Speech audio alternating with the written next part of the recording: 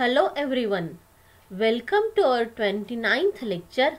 This lecture is based on part 4 of types of circuit breaker. Up till now we have seen air circuit breaker, air brake circuit breaker in part 1.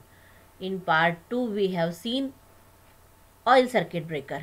In part 3 we have seen SF6 circuit breaker.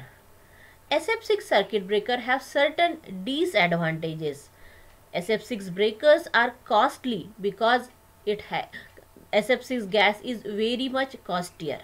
So it is not used for generally not used for low voltage applications. As well as SF6 gas has to be reconditioned after every operation of the breaker.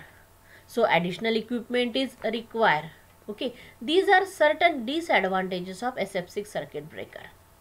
Okay, so that's why for medium voltage applications we are using, for medium to high voltage application we are using a vacuum circuit breaker. Okay, so we'll start with vacuum circuit breaker. In this breaker, vacuum is used as arc quenching medium. The vacuum circuit breaker uses a rapid dielectric recovery and high dielectric strength of vacuum. A pair of contact is hermetically sealed in a vacuum envelope. Means it is airtight chamber. The actuating motion is transmitted through bellows to the movable contact. In vacuum circuit breaker, the vacuum interrupters are used for breaking and making load and fault currents. This figure 14.23 shows the schematic diagram of typical vacuum interrupter. The properties of vacuum interrupter depend on the material and form of the contacts. It is accepted that oxygen-free copper chromium alloy is the best material for high voltage circuit breakers. This is electrical contacts. This is arc rod. This is our complete airtight chamber. Okay, hermetically placed. Okay, hermetically sealed in a vacuum envelope. It is hermetically sealed. Okay, that means it's complete airtight chamber. This is arc shield. This is arc shield. This is bellows attached to the moving contact. Okay, this is fixed contact. This is moving contact. This is complete insulating vessel. This is schematic diagram of vacuum interrupter. Now we'll see principle of vacuum circuit breaker. When the contact of the breaker are opened in vacuum, which uses pressure of 10 raised to power minus 5 to 10 raised to power minus 7 torr, an arc is produced between the contact by the ionization of the metal vapors of the contact due to high field emission. As we know, the dielectric strength of vacuum is very high, hence the interruption occurs at first current zero. This is the main advantages of vacuum circuit breaker. It interrupts at first current zero and it will not restrike. With the dielectric strength between the contact build up at the rate thousands of times that obtained with other circuit breakers. This metallic vapor, ions and electrons are condensed on the surface of the contact and there is a rapid rise in dielectric strength and arc is quenched. Now we'll see working. When the breaker operates, the moving contact separates from the fixed contact and arc is stuck between them. The production of arc is due to ionization of the metal ions.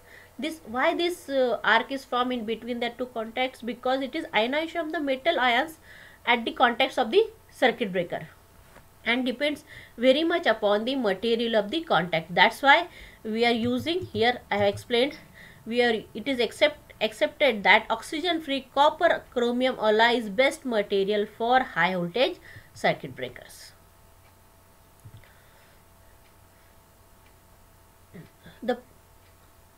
When the breaker operates, the moving contact separates from the fixed contact and arc is stuck between the contacts. The production of arc is due to ionization of the metal ions and depends very much upon the material of the contact. The arc is quickly extinguished because the metallic vapors, electrons and ions produced during arc are diffused in short time. In short time means in first current 0 and seized by the surfaces of the moving and fixed members and shield because it is completely airtight. Since vacuum has very fast rate of recovery of dielectric strength, the arc extinction in a vacuum occurs with a short contact separation. Construction already I have explained. Just this is electrodes. Here is bellows connected to moving contact. This one indicates moving contact. This is your fixed contacts, fixed terminal, moving terminal. This is your moving terminal. Bellows connected to moving terminal. Shield. This is complete shield. End shield. Insulating envelope. Okay. This is same as like this. Okay. Vacuum circuit breaker advantages: they are compact, reliable and have longer life. There are no fire hazards. There is no generation of gas during and after operation. They can interrupt any fault current. The outstanding feature of VCB is that it can break any heavy fault current perfectly just before the contact reach the definite open position. They require little maintenance and are quite in operation, can withstand lightning surges, low arc energy, low inertia, hence require small power for control mechanism. So we are using a vacuum circuit breaker nowadays, and SF6 we are using for high voltages as well as vacuum circuit breakers. Okay.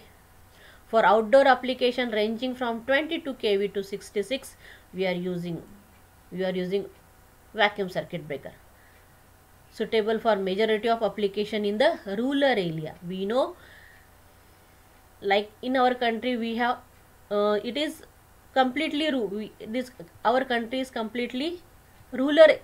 Most of the population resides in the rural area, where the distances are quite large and accessibility to the remote areas are difficult.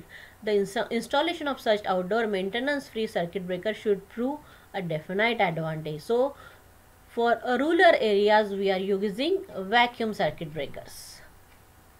Okay, this is all about your vacuum circuit breaker. Here we have covered all types of circuit breaker. You can watch part 1, part 2, part 3 and part 4 for all types of circuit breaker. The link is given in this video. Okay, thank you very much. This is, look, vacuum is preferred, SF6 is preferred, SF6 is preferred for high voltage application. For medium voltage application we are preferring vacuum circuit breaker. Thank you very much.